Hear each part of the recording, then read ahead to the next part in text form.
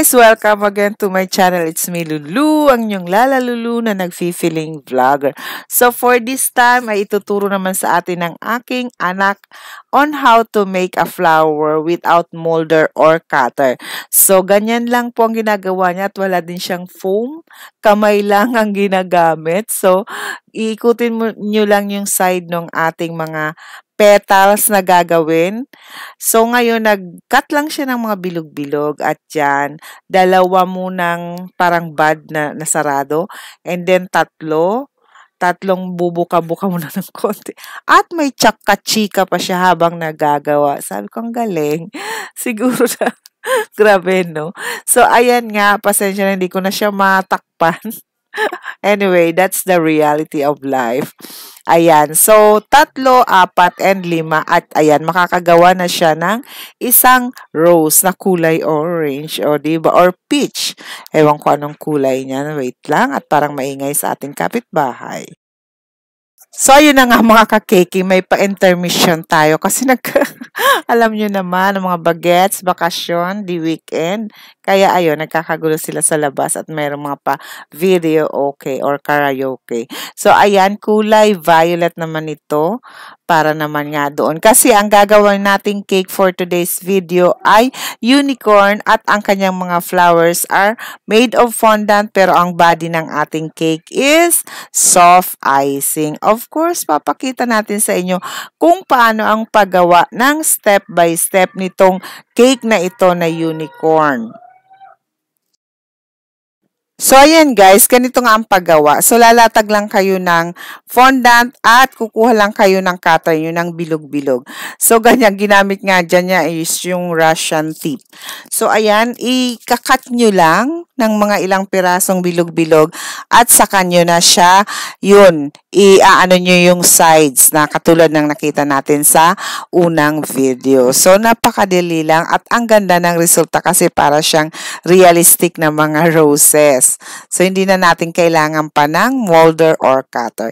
And ito na yung ating cake. Mag-start na tayo mag-icing. So, ayan, as you can see, ang ginawa niya is nag-crumb coating muna siya and nag-start siya sa sides. Okay, kanya-kanya tayong technique or kung saan tayo mas gamay, kung saan tayo mas komportable, nasa sa inyo yan. So, sa mga newbies, meron kayong option. So, katulad dito, nag-start siya sa sides and then sa kanya ni-roll out or kanyang in-spread using the scraper. So, ganyan lang. So, sabi ko sa inyo sa mga previous videos ko na kailangan ang scraper nyo ay mas mataas sa ating cake. But, since siya is masyado na siya marunong gumawa, so, kahit maikli lang, ay napapagawan pa rin niya ng paraan. And I think this cake needs hindi siya gaanong makinis. So, eto na yung kanyang fondant na unicorn. Sa unang tignan ko, sabi ko, ano ba itsura niyan? O, diba? Kung titignan nyo, parang wala, parang hindi mo mahuhulaan kung ano yon, lalo na ang lola nyo, hindi naman ako artistic, so wala tayong mga ano dyan. Sabi ko, bakit ganyan? Diba? Nakaano daw, ewan ko, nakapiling. So, ayun, nilalagyan niya ng mga hair na fondant din. So, inaano lang, iniikot-ikot lang, ganyan. Sa mga artistic, madali lang yan. Pero kung katulad ko na medyo hindi naman ganong katibayan sa mga ganyan, eh talagang mahihirapan tayo. Ang daming gumagawa nito at napakaganda talaga ng kanilang mga gawa. Not to mention si Taste of Eros. Tama ba ang aking pronunciation? Yes, ang ganda niyang gumawa ng mga toppers. At ito na nga, nilalagay na ang kanyang mga flowers. Ayan. So, alternate ng violet and peach.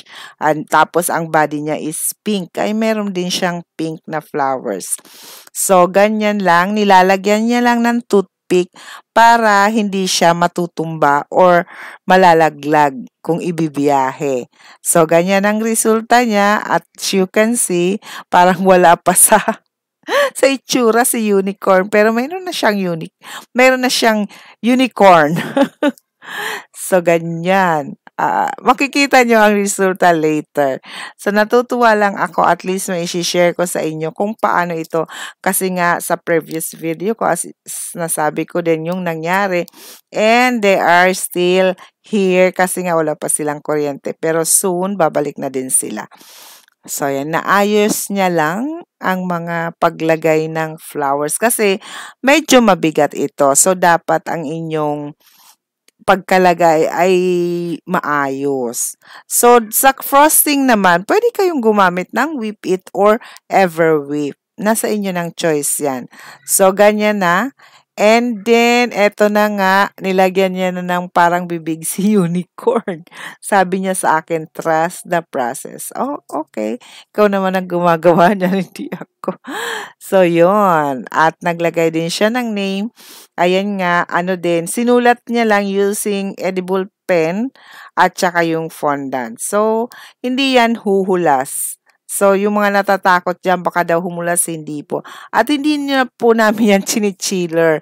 Actually, pagkagawa niyan, pick up agad or deliver agad.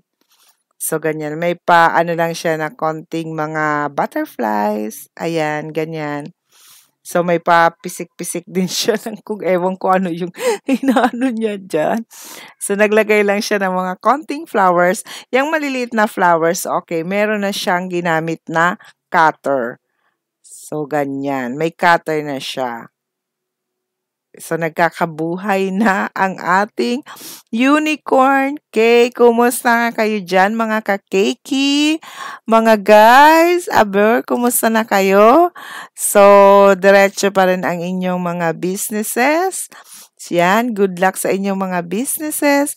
And I hope my small channel will help you, giving you ideas, tips para sa inyong mga cake business. Okay, so eto na. Naglagay lang siya dyan ng mga silver dragis na tinatawag. Ayan, sa hulihan may nilagay siya na ang gandang dating. So, ayun, may mata na si unicorn, hindi lang na-focus. Ayan, o, diba? Unicorn na siya. O. Diba? Ang cute na. Yan na ang kabuuan ng cake. Okay? So, ganyan na.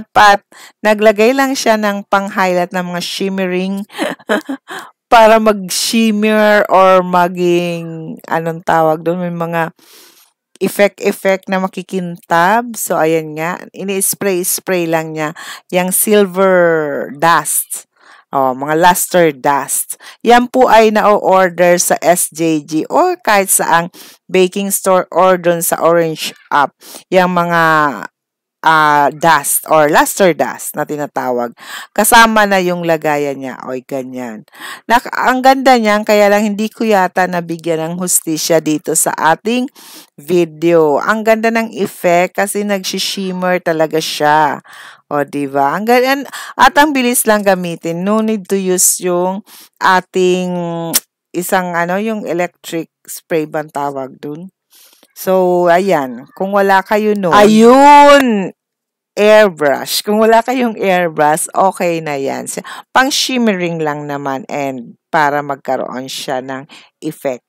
So, ayan. I-focus nga natin para makita natin yung mga pag-shimmer yan. So, I think 100 plus yung ganyan. Pero ang ganda talaga ng effect niya, lalo kung soft icing siya kasi parang dumidikit yung kintab-kintab niya. And even sa fondant cake, nakita niyo yung fondant flowers, nilagyan niya at ayun na nga, may mga effect. So, focus nga dyan para makita natin ng mabuti. So, ayan kumikinang-kinang siya. Sa personal, mas maganda. Hindi lang dito nabigyan ng hustisya sa ating camera. O, diba? So, ayun guys, thank you so much sa inyong pagsuporta sa ating small channel. Ayan, comment lang kayo sa baba kung anong gusto nyo pang malaman. Ayan. Thank you so much for watching. God bless and see you again soon. Bye!